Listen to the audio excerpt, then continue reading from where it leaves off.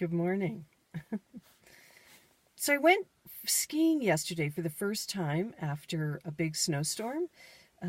Mother Nature has just whipped her winter tail around again, and we have had a beautiful March nor'easter. It lasted 3 days. I snowed for 3 days in the valleys and 4 days in the mountains.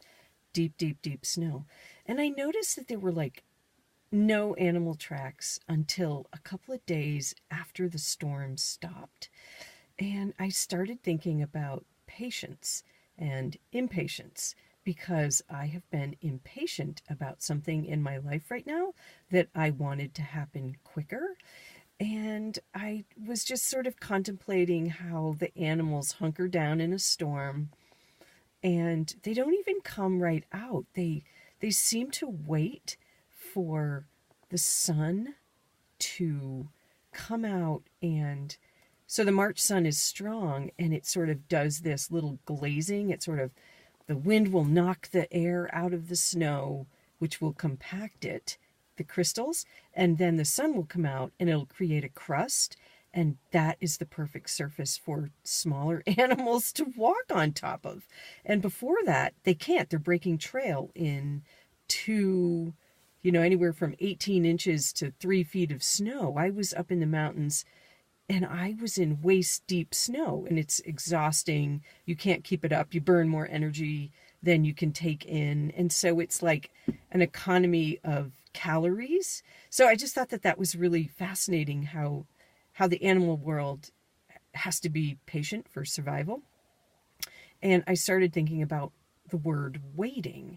And whenever I'm waiting, the gremlin impatience is sitting right on my shoulder and talking in my ear, and I'm waiting for something to happen, or I'm waiting for the next weather pattern or season. And I know a lot of people don't really love winter, and I hear a lot of people talk about I can't wait until.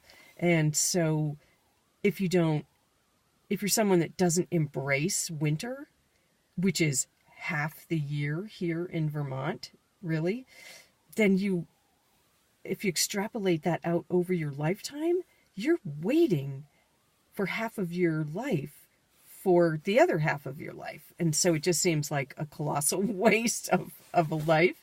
So that's one of the reasons that I embrace. I don't take Mother Nature personally. I feel that Mother Nature is just busy minding her own business, and I get to ride her tail. And so every day I just, we have this winter that returned. It's 2 degrees this morning, Fahrenheit, cold, icy.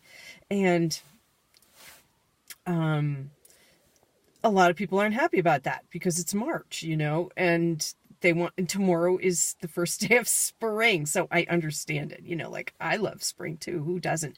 But the more time I spend waiting, the less happy I am, the more impatient I feel. And so I've just been doing that little sort of mindfulness meditation that I made up called Let It Out with the Cat. And I'm letting out the word waiting, because with it comes a lot of sort of negative energy that I don't really like, and it doesn't serve me well.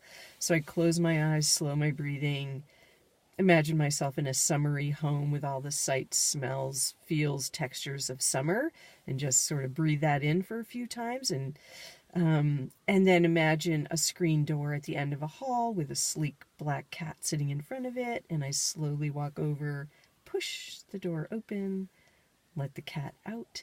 And while I'm doing that, I let out whatever word that no longer serves me. So for today, it's the word waiting.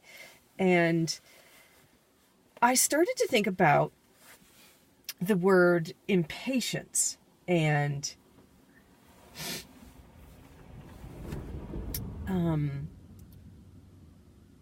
how when you're waiting for something, and I'm impatient about waiting for something, I'm sort of putting out to the universe that I want this thing to happen, or I want this thing to come to me.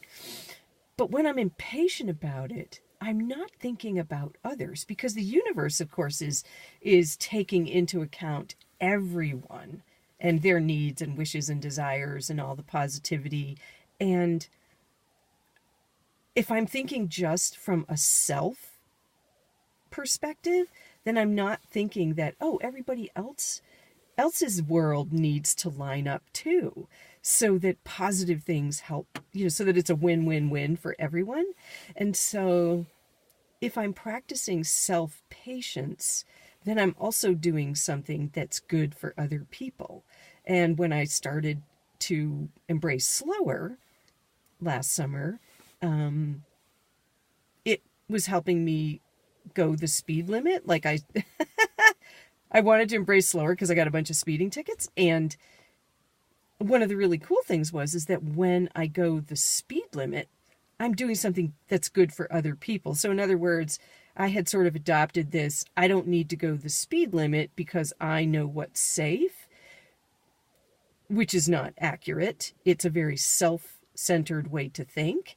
And yet I want other people to go the speed limit because my children and grandchildren are out there on the road in cars too. So, I started to contemplate how selfish that mindset is. And whenever I'm impatient, I'm also, it's affecting everyone else, not necessarily something you think about on the surface, but if we are all calling out to the universe as a give and take, then self-patience is good for all of us. So that win-win-win, it's always what I'm looking for. So as a perfect example, I went out for a little run this morning.